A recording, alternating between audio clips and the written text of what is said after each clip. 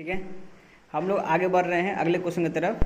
हम लोग टॉपिक पढ़ रहे हैं, अभी हम लोग टॉपिक पढ़ रहे हैं यूनिट एंड डायमेंशन, ठीक है, एंड एरर। ठीक है, उसमें जो हमारा टॉपिक चल रहा है अभी आपको डायमेंशन के ऊपर में पढ़ रहा है। ठीक है, उसमें क्वेश्चन क्या रखा है, the speed of a light c and gravitational constant g and Planck's constant h are taken as the fundamental unit in a system. The dimension of the time in this new system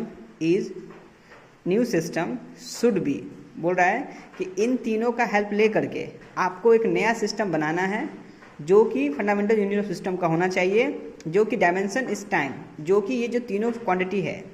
यानी मैं आपको solve कर समझाता हूँ question क्या कर रहा है, फिर क्लास इस वीडियो के अंत में आपको सिखा दूंगा इस टॉपिक के क्वेश्चंस और कैसे कैसे पूछे जाते हैं। तो आइए पहले सॉल्व करते हैं, क्वेश्चन क्या कहना चाह रहा है। लिखा है the time is the new system, मुझे टाइम को नए सिस्टम में बदलना है।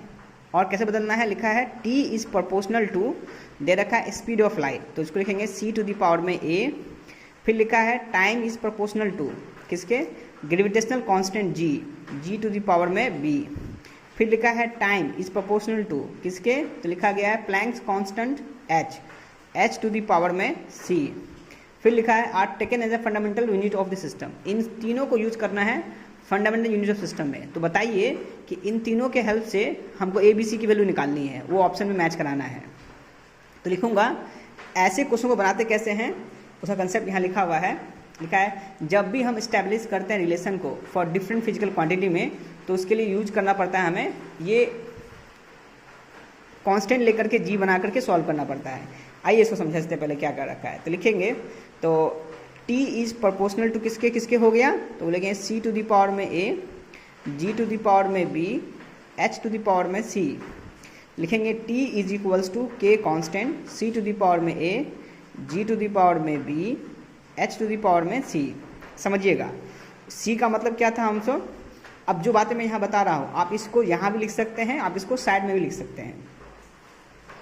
यानी मैं क्या चाहता हूँ, c क्या है, स्पीड ऑफ लाइट, c क्या है, स्पीड ऑफ लाइट, वो क्या होता है मीटर पर सेकेंड, वो क्या होता है मीटर पर सेकेंड। मतलब अगर मैं c का डायमेंशन क्या लिखूंगा, तो क्या लिखूंगा मैं, मीटर का मतलब क्या होता है l, टाइम क्या लिखते हैं हम लोग सेकेंड मतलब t, तो क्या बन गया c का डायमेंशन क्या बन गया आपके पास, तो बोलेंगे हम लोग LT-1।